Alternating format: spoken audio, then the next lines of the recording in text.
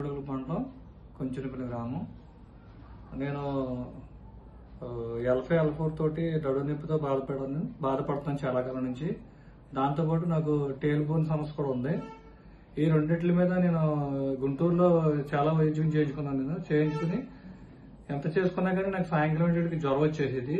ఆ జ్వరం చాలా తగ్గకపోయినా ఇంకా ఏంటని చెప్పి ఆలోచిస్తే ఎవరో చెప్పగా ఈశ్వర్ ఆక్యుపంక్చర్ క్లినిక్ అని చెప్పి ఆ డాక్టర్ గారి గురించి చెప్పారు. చెప్తే మేము అక్కడ ఆయన అప్రోచ్ అయితే ఆయన ఏం చేశారంటే మాకు ఒక 17 రోజుల పాటు నాకు ట్రీట్మెంట్ చేశారు. ఆయన స్టోన్ ట్రీట్మెంట్, నీడిల్స్ ట్రీట్మెంట్,